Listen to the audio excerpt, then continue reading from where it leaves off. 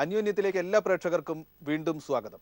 കഴിഞ്ഞ ലക്കത്തിൽ തുടങ്ങിയ ശ്രീ TD രാമകൃഷ്ണനുമായുള്ള സംഭാഷണം തുടരുന്നു. താങ്കളുടെ ആദ്യ പുസ്തകം ആൽഫയിലേക്ക് വന്നാൽ എങ്ങനെയാണ് അത് എഴുതാൻ ഇടയായത്? എങ്ങനെയാണ് അതിൻ്റെ എഴുത്തിലൂടെ താങ്കൾ ഒരു എഴുത്തുകാരനായി മാറിയത്? ആൽഫ ഞാൻ 42 വയസ്സുള്ളപ്പോൾ എഴുതുന്ന പുസ്തകമാണ്. ഞാൻ കോളേജിൽ പഠിക്കുന്ന കാലത്തൊക്കെ കവിതയും കുറച്ച് കഥകളും ഒക്കെ എഴുതിയിട്ടുണ്ട്, ഇല്ല എന്നല്ല പറയുന്നത്. പക്ഷേ മലയാള ഭാഷ ഐച്ഛികമായിട്ട് എടുത്ത് പഠിച്ച, സാഹിത്യം ഐച്ഛികമായിട്ട് പഠിച്ച ആളൊന്നുമില്ല. എന്തായിരുന്നു താങ്കളുടെ ബിരുദം? ഫിസിക്സ് ആയിരുന്നു. എനിക്കിഷ്ടം കൂടുതൽ കണക്കിനോടായിരുന്നു. പക്ഷേ ഡിഗ്രി എടുത്ത് ഫിസിക്സിലാണ്. പിന്നെ ഞാനൊരു റെയിൽവേ ജീവനക്കാരനായിട്ട് ടിക്കറ്റ് പരിശോധകനായിട്ടാണ് ചേരുന്നത് സേലത്ത് 81. പക്ഷേ അത് തുടർന്ന് പഠിക്കാനുള്ളൊരു താല്പര്യം ഉണ്ടായിരുന്നുകൊണ്ട് ഞാൻ പഠിക്കാൻ തിരഞ്ഞെടുത്ത വിഷയം എക്കണോമിക്സ് ആയിരുന്നു. പി ജിക്ക്. അത് കഴിഞ്ഞ് ട്രാൻസ്പോർട്ട് എക്കണോമിക്സ് പഠിക്കുന്നുണ്ട്. ഞാൻ എൻ്റെ ചുറ്റും നടക്കുന്ന, ലോകത്തിൽ നടക്കുന്ന സംഭവങ്ങളെ കഴിയുന്നത്ര ഫോളോ ചെയ്യാൻ ശ്രമിക്കുന്ന ഒരാളായിരുന്നു ഒരു കോളേജ് കാലം മുതൽക്കൊക്കെ. ഞാനും അടിയന്തരാവസ്ഥ കാലത്ത് ആലുവ UC കോളേജിൽ പ്രീ ഡിഗ്രി വിദ്യാർത്ഥിയായിട്ട് ചേർന്ന ആളാണ്.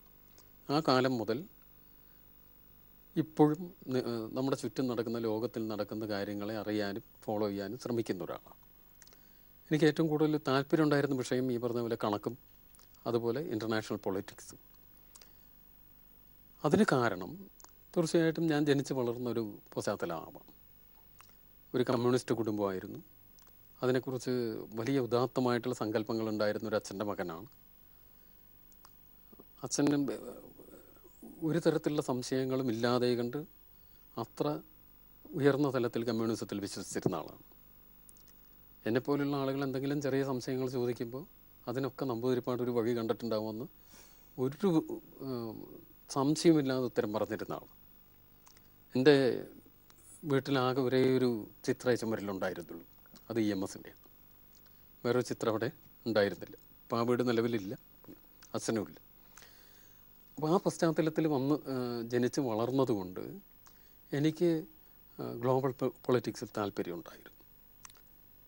ഇപ്പം സോവിയറ്റ് ബ്ലോക്കിൻ്റെ തകർച്ചയൊക്കെ എന്നെ വല്ലാതെ ബാധിച്ചിട്ടുണ്ട്. നമ്മളെപ്പോലെ, നമ്മൾ രണ്ട് പേരും ഏകദേശം ഒരേ പ്രായത്തിലുള്ളവരാണ്. നമ്മളെപ്പോലെ എല്ലാവർക്കും ഉണ്ടാകുന്നത് പോലെ 70-80 കഴിഞ്ഞ് 90കളിലേക്ക് എത്തുമ്പോൾ ചെറിയ ചില അങ്കലാപ്പുകളും കൺഫ്യൂഷനും ഒക്കെ ഉണ്ടാകും. ഇൻ്റലക്ച്വലായിട്ടുള്ള കൺഫ്യൂഷൻ എനിക്കുണ്ടായിരുന്നു. അതിനെ തുടർന്നുള്ള അന്വേഷണങ്ങൾ, ഞാൻ ഒരു ഗവേഷണത്തിനായിട്ട് ശ്രമിച്ച് അതിൽ ഞാൻ തിരഞ്ഞെടുത്ത വിഷയം ചൈനയിൽ ഡങ് സിയാവോപിങ് 77 മുതൽ 87 വരെ നടത്തിയ സാമ്പത്തിക പരിഷ്കാരങ്ങളെ പറ്റിയായിരുന്നു. അത് തിരഞ്ഞെടുക്കാനുള്ള കാരണം സോവിയറ്റ് യൂണിയൻ ആകെ ആടി ഉലയുമ്പോഴും ചൈന എങ്ങനെ പിടിച്ചു നിൽക്കുന്നു എന്നറിയാനായിരുന്നു. ഒരു PhD ഡിഗ്രി എടുക്കുക എന്നുള്ളതായിരുന്നില്ല വാസ്തവത്തിൽ എൻ്റെ ലക്ഷ്യം. കാരണം എനിക്ക് അന്നതൊരു അത്ഭുതമായിരുന്നു, അതെങ്ങനെയാണ് സാധ്യമാകുന്നത്. അന്നത്തെ ഡങ് നടത്തിയ പരിഷ്കാരങ്ങളുടെ ഫലമാണ് ഇന്ന് ചൈന ഒരു വലിയ സാമ്പത്തിക ശക്തിയായിട്ട് നിൽക്കുന്നതും US വരെ വെല്ലുവിളിക്കത്തക്ക രീതിയിൽ ഉയരുന്നതിൻ്റെയൊക്കെ കാരണം അതാണെന്ന് ഇന്നും മനസ്സിലാക്കും. ഞാനന്ന് അത് പഠിക്കാൻ ശ്രമിക്കുമ്പോൾ അതൊന്നും എനിക്ക് പ്രതീക്ഷിക്കുന്നുമില്ല. അപ്പോൾ അതിന് ശേഷം എൻ്റെ തൊഴിൽപരമായിട്ടുള്ള ചില ബുദ്ധിമുട്ടുകൾ കൊണ്ട് എനിക്കത് വേണ്ട പോലെ പൂർത്തിയാക്കാൻ കഴിഞ്ഞു എന്ന് പറയാൻ വയ്യ. പിന്നെ ഒരു 2000-ൽ എത്തുമ്പോൾ അതുവരെ ഒരുപാട് വായനകളുടെ കാലമാണ്. തമിഴ് ലിറ്ററേച്ചറുമായിട്ട്, ഇൻ്റർനാഷണൽ പൊളിറ്റിക്സായിട്ട് ബന്ധപ്പെടുന്ന കാര്യം, ഫിലോസഫിക്കലായിട്ടുള്ള കാര്യം ഒരുപാട് വായിക്കുന്നുണ്ട് ഈ കാലം. എന്താണെന്ന് വെച്ചാൽ ഞാൻ നേരത്തെ പറഞ്ഞല്ലോ, ഒരു ദാർശനികമായൊരു കൺഫ്യൂഷൻ എന്നിൽ എല്ലാവരെ പോലെ ഉണ്ടാകും. അതിന് ശേഷം സംഭവിച്ച എൻ്റെ ഒരു ലിറ്റററി എക്സ്പ്രഷനാണ് ആൽഫ എന്ന് പറയുന്ന നോവൽ. പക്ഷെ അത് വളരെ കടുത്ത ഒരു സാഹചര്യം സൃഷ്ടിച്ച് വളരെ രൂക്ഷമായ ജീവിത ഘട്ടം ആവിഷ്കരിക്കുന്ന ഒരു കൃതിയായി പോയി. മലയാളത്തിൽ അല്ലേ, വളരെ തീക്ഷ്ണമായിട്ട് ആളുകളെ ഞെട്ടിക്കുന്ന ഒരു കൃതിയായി. വൈശാഖൻ മാഷ് എന്നെ താങ്കളെ പരിചയപ്പെടുത്തിയപ്പോൾ പറഞ്ഞത്, എഴുതുന്നു നോക്കേണ്ട വളരെ ശാന്തനായ മനുഷ്യനാണ്. അശാന്തമായ സാഹചര്യത്തിലേക്ക് വായനക്കാരെ എടുത്തെറിയുന്ന ഒരു തീവ്രാഘാതിയായ എഴുത്താണത്, ഇല്ലേ ആൽഫയിൽ? തീർച്ചയായിട്ടും.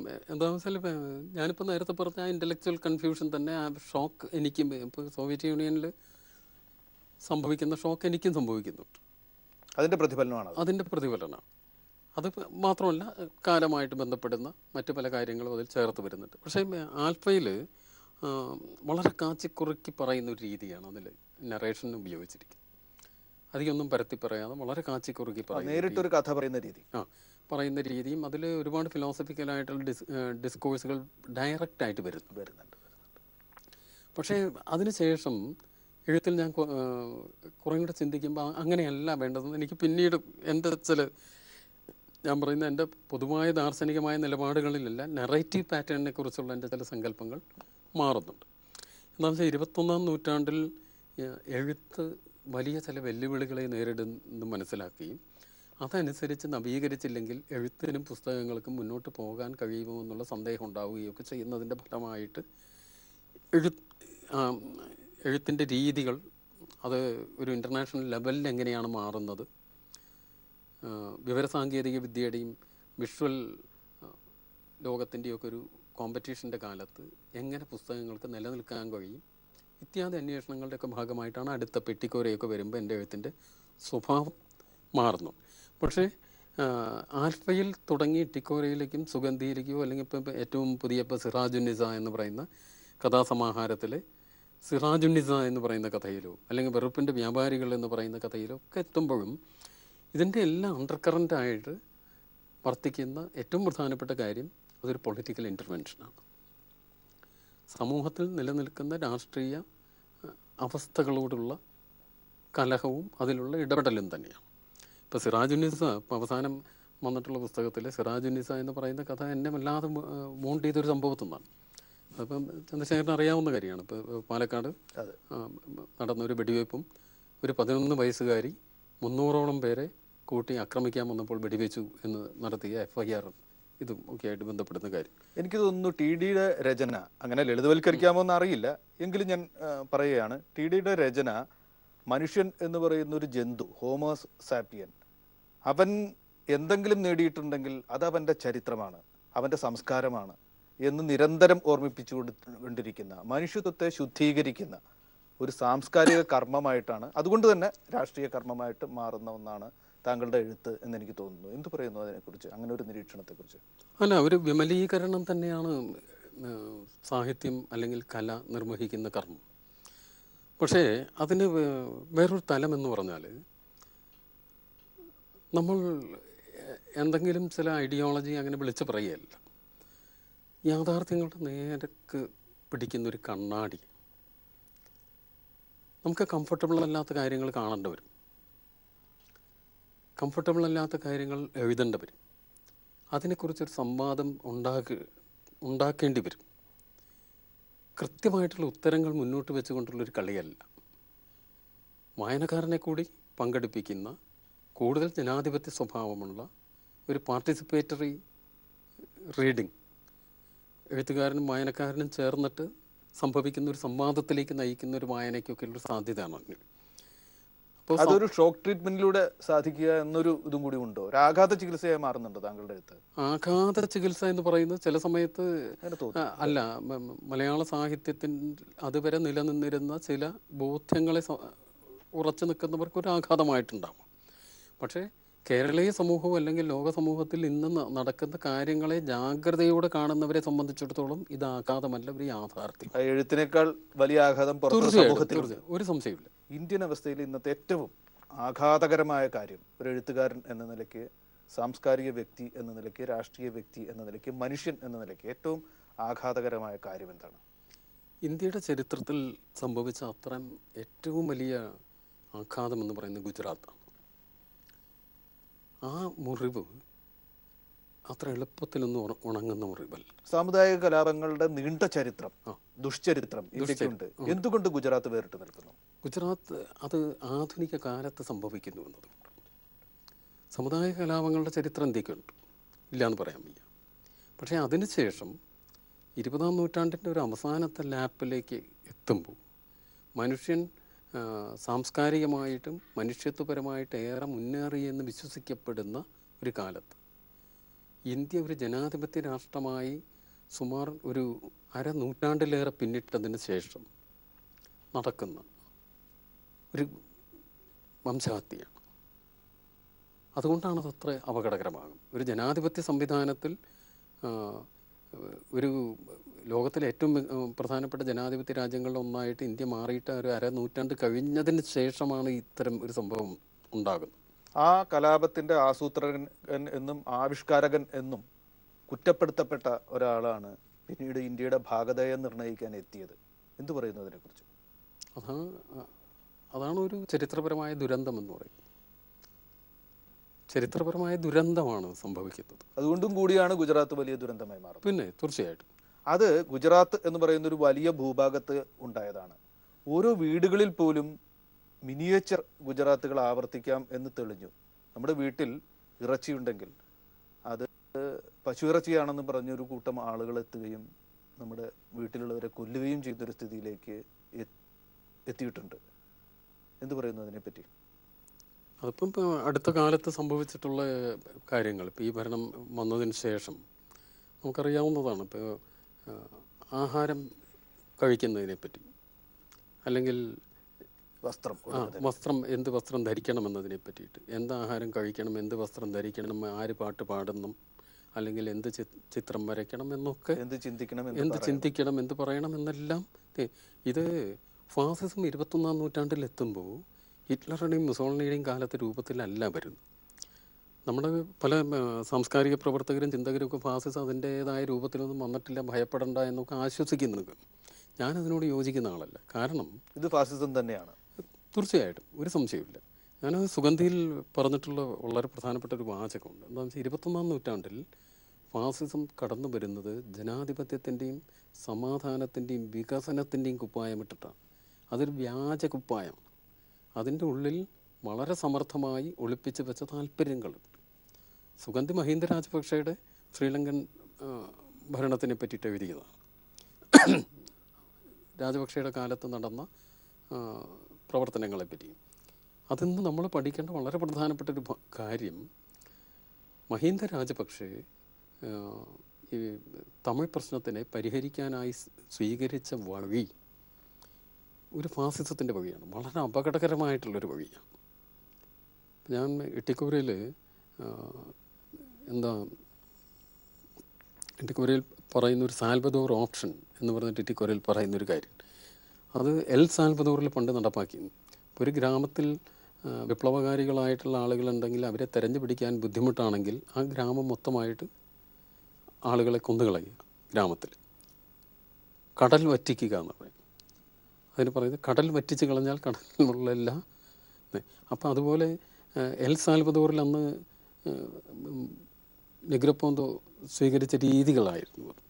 അപ്പോൾ അതിന് സമാനമായ ഇപ്പോൾ തമിഴ് വംശീയ പ്രശ്നം പരിഹരിക്കുന്നതിനായിട്ട് പരമാവധി ആളുകളെ കൊന്നൊടുക്കിക്കൊണ്ട് 100,000-ലേറെ ആളെ കൊന്നൊടുക്കിക്കൊണ്ടാണ് അത് പരിഹരിക്കാൻ ശ്രമിച്ചത്. ഇവിടെയും നമ്മുടെ ചില സുഹൃത്തുക്കൾ കാശ്മീർ പ്രശ്നമൊക്കെ അങ്ങനെ പരിഹരിക്കാമെന്ന് പറയുന്ന ആൾക്കാർ. ഈ കഥ എഴുതുമ്പോൾ മോദി അധികാരത്തിൽ എത്തിയിട്ടില്ല. അത് മനസ്സിലുണ്ടായിരുന്നോ?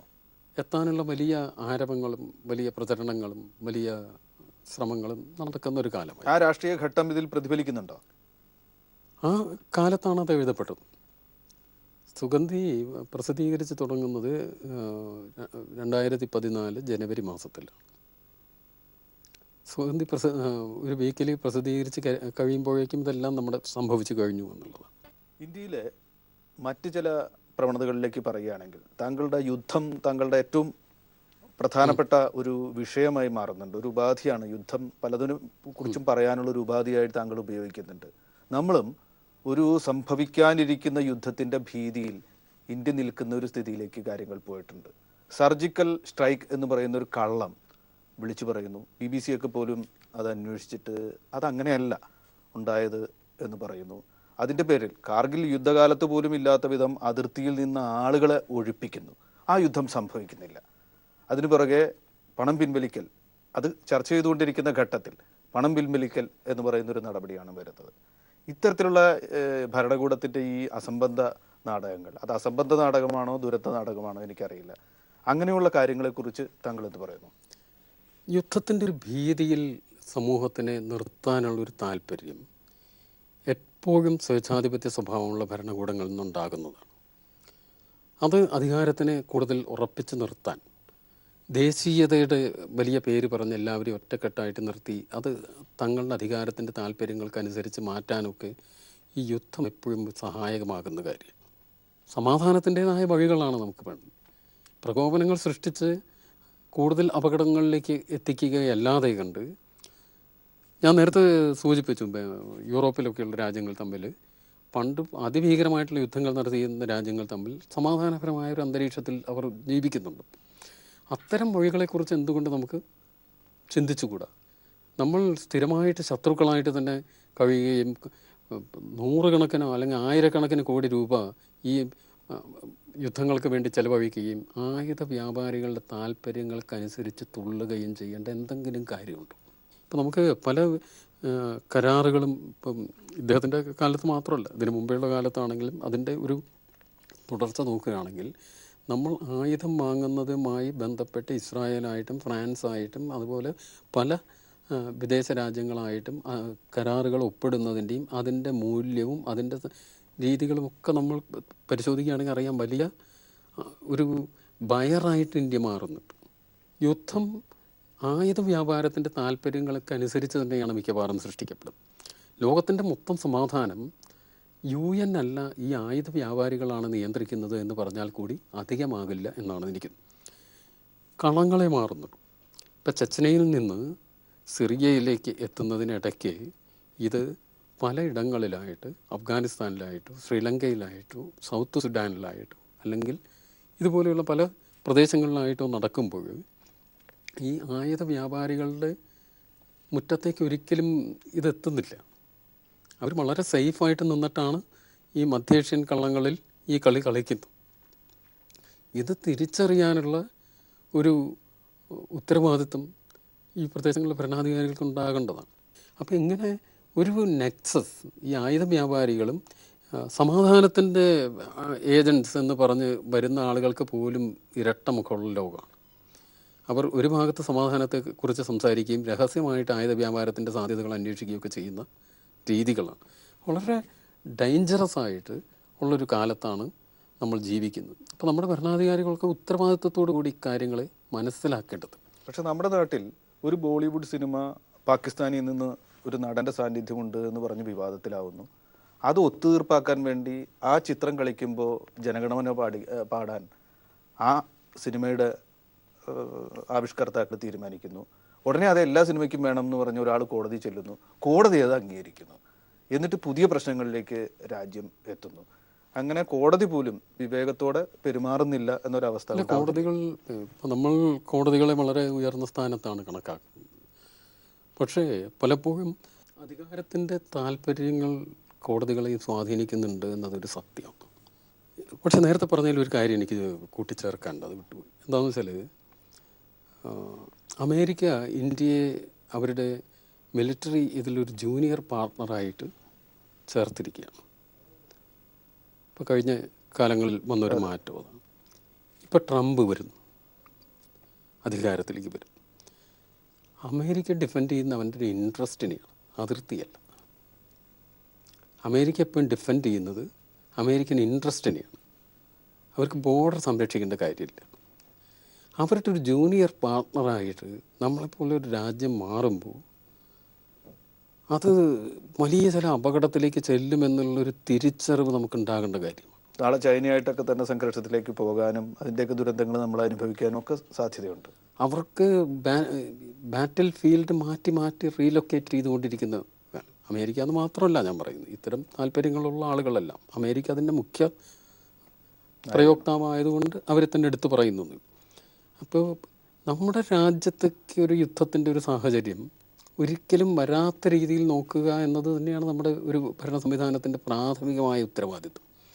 യുദ്ധം എന്ന് പറയുന്നത് ഇപ്പോൾ കേരളത്തിലിരിക്കുന്ന നമ്മൾക്ക് തോന്നും അത് ഇങ്ങനെ കേൾക്കുന്ന ഒരു കഥ പോലെയാണ്. പക്ഷേ അപ്പുറത്ത് യഥാർത്ഥത്തിൽ അനുഭവിക്കുന്ന സ്ഥലങ്ങളിലുള്ള ആളുകളായിട്ട് ഇടപെടുമ്പോഴാണ്. ഇപ്പോൾ ശ്രീലങ്കയിലൊക്കെ തന്നെ ഉണ്ടായ ആ സിവിൽ വാറിൽ ഉള്ള ആളുകളായിട്ട് പലരും അതിൻ്റെ വിക്ടിംസ് ആയിട്ടുള്ള ആളുകളോടൊക്കെ ഞാൻ ബന്ധപ്പെട്ട് സംസാരിച്ചപ്പോൾ അവരൊക്കെ പറയുന്ന കഥകൾ കേട്ടാൽ നമ്മൾ കരഞ്ഞ് ഞെട്ടിപ്പോകുന്ന അവസ്ഥയിലാണ്. എന്തെങ്കിലും ഒരു വഴിയുണ്ടെങ്കിൽ നമ്മുടെ മണ്ണിൽ ഒരു തുള്ളി ചോര വീഴാൻ നമ്മൾ അനുവദിക്കരുത്. അപ്പോൾ അതിജാഗ്രതയോടെ നമ്മൾ ഇരിക്കേണ്ട ഒരു കാലമാണ് എന്ന് പറഞ്ഞുകൊണ്ടാണ് താങ്കൾ ഇത് തുടങ്ങിയത്. അത് സാഹിത്യകാരന്മാർക്ക് നേരെ ആക്രമണം വരുന്നു എന്നതുകൊണ്ട് മാത്രമല്ല, എല്ലാ നിലയ്ക്കും അതിജാഗ്രതയോടെ എല്ലാവരും ഇരിക്കേണ്ട ഒരു കാലമാണ് എന്നാണ് താങ്കൾ പറയുന്നത്. ഇതൊരു പലസ്തീൻ പോയറ്റിൻ്റെ കവിതയാണ്, സുഹൈർ ഹമ്മദ്. അവർ ഈ ട്വിൻ ടവർ ആക്രമണത്തിന് ശേഷമുള്ള കാലത്ത് അതിനെ പറ്റിയിട്ട് എഴുതിയ കവിതയുടെ ഒരു പരിഭാഷയാണ്. ഞാൻ വളരെ കാലം മുമ്പേ ശേഷമുള്ള ആദ്യത്തെ എഴുത്ത് എന്ന് പറഞ്ഞ് വളരെ നീണ്ട ഒരു കവിതയാണ്. അപ്പം അതിലെ അവസാനത്തെ ചില വരികൾ വായിക്കാം. ഇവിടെ ജീവനുണ്ട്, ഇത് വായിക്കുന്നവർ ശ്വസിക്കുന്നുണ്ട്, വേദനിക്കുന്നുണ്ടാകാം, തീർച്ചയായും ശ്വസിക്കുന്നുണ്ട്. ഇനി എവിടെ നിന്നെങ്കിലും പ്രകാശം വരികയാണെങ്കിൽ അത് ശാന്തിയും സമാധാനവും ആഗ്രഹിക്കുന്നവരുടെ കണ്ണിൽ നിന്നായിരിക്കും. നാശാവശിഷ്ടങ്ങളും ചതഞ്ഞ ഭാഷയും നീക്കി അതിൽ നിന്നൊരു ഫീനിക്സ് പക്ഷി ഉയർന്നതിന് ശേഷം നമ്മൾ ഈ ജീവനെ ഉറപ്പിച്ചു നിർത്തുക, ജീവനെ ഉറപ്പിച്ചു നിർത്തുക. നമ്മളിപ്പോൾ പരസ്പരം ചുമക്കേണ്ടിയിരിക്കുന്നു. നിങ്ങൾക്ക് ജീവൻ്റെ കൂടെ നിൽക്കാം, അല്ലെങ്കിൽ അതിനെതിരായി ജീവനെ ഉറപ്പിച്ചു നിർത്തുക. ഈ നിങ്ങൾക്ക് ജീവൻ്റെ കൂടെ നിൽക്കാം അല്ലെങ്കിൽ അതിനെതിരായും എന്നുള്ളത് ബുഷിൻ്റെ വളരെ പ്രസിദ്ധമായ മറ്റൊരു വാചകത്തിന് തിരിച്ചിടുന്നു. ഏതായാലും ദീർഘമായിട്ട് താങ്കൾ സംസാരിച്ചു. ഇത്രയും നേരം ഞങ്ങളുമായി പങ്കിട്ടതിന് വളരെയധികം നന്ദി. നമസ്കാരം.